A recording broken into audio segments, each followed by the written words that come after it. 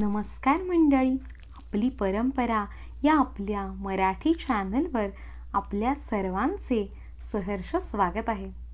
मंडळी, येत्या बुधवारी म्हणजेच 6 मार्च 2024 रोजी विजया एकादशी आलेली आहे.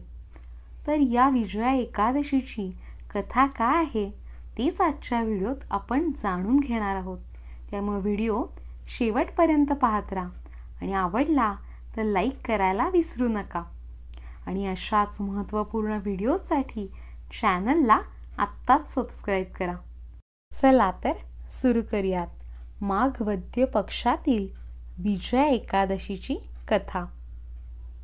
युधिष्ठिराने विचारले, हे दयासागरा वासुदेवा, आमच्यावर प्रसन्न होऊन माघ वद्य एकादशीचे नाव व तिचे महात्म्य सांग.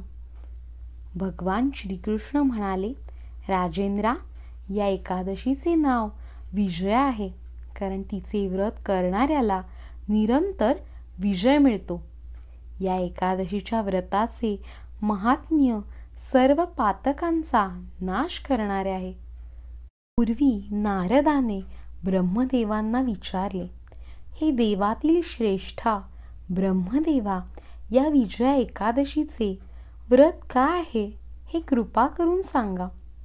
नारदाने विचारल्यावर पितामह ब्रह्मदेव म्हणाले, पापाचा संपूर्ण नाश करणारी या एकादशीची मी कथा सांगतो, ती ऐक. विजया एकादशीचे हे व्रत फार प्राचीन व पापनाशक आहे. मी हे व्रत आजवर कुणाला सांगितलेले नाही. ही एकादशी व्रत करणाऱ्याला निसंशय विजय मिळवून देते. पूर्वी रामचंद्र 14 वर्षे तपोवनात म्हणजेच वनवासात गेले असताना सीता आणि लक्ष्मणासह पंचवटीत राहत होते. तिथे राहत असता थोर मनाच्या राघवाची तपस्विनी पत्नी सीता रावणाने हरण करून नेली. त्या दुःखाने रामचंद्र जणू बेशुद्ध झाले. त्यावेळी भटकत असताना थोडेसेच आयुष्य राहिलेला जटायू त्यांनी पाहिला. रामाला सर्व वृत्तांत सांगून जटायू मरण पावला.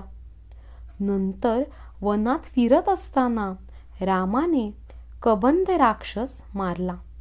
त्यानंतर रामाची व सुग्रीवाची अतूट मैत्री जडली. त्याने रामाला मदत करण्याकरता वानरांचे सैन्य जमवले. नंतर हनुमंताने लंकेत जाऊन अशोकवनात जानकीला पाहिले. तिथे मारुतीने खुणेच्या गोष्टी सांगून रामाने दिलेली अंगठी सीतेला दिली. नंतर त्याने लंका दहनासारखी अचाट कृत्ये केली आणि परत येऊन रामाला सर्व वृत्तांत सांगितला. तो ऐकून सुग्रीवाची अनुमती घेऊन रामाने लंकेकडे प्रस्थान ठेवले. वानरांचा आवडता झालेला राम त्या वानरांसह समुद्र तीरावर येऊन पोचला. ओलांडण्यास कठीण असलेला तो समुद्र पाहून रामांना आश्चर्य वाटले. मग नेत्र विस्फारून राम लक्ष्मणाला म्हणाले, लक्ष्मणा, वरुणाचे निवासस्थान असलेला हा समुद्र कोणत्या पुण्याने तरून जाता येईल बरे? या समुद्राच्या पाण्याला अंत नाही. भयंकर मगर, मासे यांनी हा व्यापलेला आहे. हा समुद्र ओलांडता येईल असा कोणताच उपाय मला दिसत नाही. लक्ष्मण म्हणाला, हे पुराण पुरुषा रामा, तू तर आदिदेव आहेस. येथे जवळच एका बेटावर वकदालभ्य ऋषी आहेत. आपल्या या ठिकाणापासून त्यांचा आश्रम 2 कोसांवर आहे. हे रघुनंदना, या वकदालभ्य ऋषींनी कित्येक ब्रह्मदेव पाहिलेले आहेत. हे राजेंद्रा, अशा पुरातन ऋषी श्रेष्ठाकडे जाऊन त्याला समुद्र ओलांडण्याचा उपाय विचारावा. लक्ष्मणाचे हे कल्याणकारक बोलणे ऐकून रामचंद्र लक्ष्मणाचे हे कल्याणकारक बोलणे ऐकून रामचंद्र श्रेष्ठ मुनी वकदालभ्याच्या दर्शनाला गेले. ज्याप्रमाणे देव विष्णूंना नमस्कार करतात त्याप्रमाणे रामांनी वकदालभ्याला नमस्कार केला. राम म्हणजे काही कारणाने मनुष्य अवतार घेतलेले पुराण पुरुष परमेश्वर आहेत हे त्या ऋषींनी जाणले. तो रामांना म्हणाला, रामचंद्रा, तुझे इकडे आगमन कशासाठी झाले आहे? श्री रामचंद्र म्हणाले, श्रेष्ठ विप्रा, मी सैन्यासह राक्षसांनी भरलेली लंका जिंकून घेण्यासाठी आलो आहे. तुझ्या प्रसादाने मी हे कार्य पार पाडीन. तू अनुकूल झालास तरच मला हा सागर ओलांडता येईल.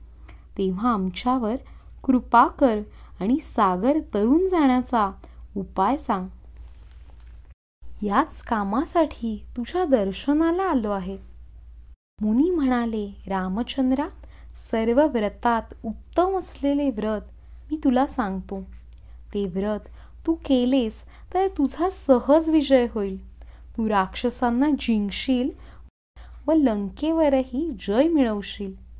त्यामुळे तुला दीर्घकाळ टिकणारी कीर्ती मिळेल. म्हणून हे रामा, मन एकाग्र करून तू हे व्रत पाळ. माघ कृष्ण पक्षात विजय होईल. वानरांसह तू हा सागर ओलांडून निसंशय जाशील. उत्तम फळ देणाऱ्या या एकादशीचा विधी आता ऐक. दशमी तिथीला एक कलश तयार करावा. तो शक्तीप्रमाणे सोन्याचा, चांदीचा, तांब्याचा किंवा मातीचा करावा. तो कलश पूर्ण भरून पाने घालून तो सप्तधान्यांनी केलेल्या स्थंडिलावर चौकोनी बैठकीवर ठेवावा. त्या कलशावर जव भरलेले पूर्ण पात्र ठेवावे. त्यावर सोन्याची नारायणांची मूर्ती स्थापन करावी. एकादशी उजाडल्यावर सकाळी स्नान करावे. दशमीच्या दिवशी स्थापन केलेल्या कलशातील नारायणांची षोडशोपचार पूजा करावी. तो कलश गंध, माला, फुले यांनी सुशोभित करावा. गंध, धूप अर्पण करावे. नाना प्रकारचे नैवेद्य दाखवावे. डाळिंब, नारळ वगैरे फळं अर्पण करावीत. श्रीरामा, पूजन केलेल्या कलशापुढेच तो दिवस भक्तिभावाने घालवावा. व्रत करणाऱ्याने कलशासमोरच रात्री जागरण करावे. राजा द्वादशीच्या दिवशी सूर्योदयाच्या वेळी तो कलश नदी, झरा, तलाव अशा कोणत्याही जलतीरावर न्यावा. तेथे त्याची स्थापना करून विधिपूर्वक पूजा करावी. नंतर तो कलश नारायणांच्या मूर्तीसह वेदपारंगत ब्राह्मणाला द्यावा. त्या कलशाबरोबरच महादाने द्यावीत.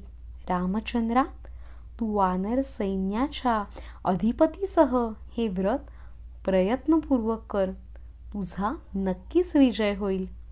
दालभ्य ऋषींचे हे बोलणे ऐकून श्रीरामचंद्राने त्याने सांगितलेल्या विधीप्रमाणे व्रत केले. हे व्रत केल्यावर त्या रघुनंदनाला विजय मिळाला. राजा, जे मानव या विधीप्रमाणे हे व्रत करतील त्यांना या पृथ्वीवर विजय मिळेलच, शिवाय अक्षय स्वर्गलोक मिळेल. म्हणून हे राजा, याकरता विजया एकादशीचे व्रत सर्वांनी करावे. या विजया एकादशीचे महात्म्य सर्व प्रकारच्या पातकांचा नाश करते. हे महात्म्य वाचल्याने किंवा ऐकल्याने वाजपेय यज्ञाचे फळ मिळते. याप्रमाणे स्कंद पुराणातील कृष्ण युधिष्ठिर संवादातील विजया नावाच्या एकादशीचे महात्म्य संपूर्ण झाले. श्रीकृष्णार्पणमस्तु. ही होती विजय मिळवून देणारी विजया एकादशीची कथा. आणि अशाच सर्व एकादशींच्या कथा आपल्या चॅनलवर आहेतच. आणि अजून अशा कथा ऐकण्यासाठी चॅनलला आत्ताच सबस्क्राईब करा आणि तुमच्या मित्रमैत्रिणींसोबत, नातेवाईकांसोबत नक्की शेअर करा. धन्यवाद.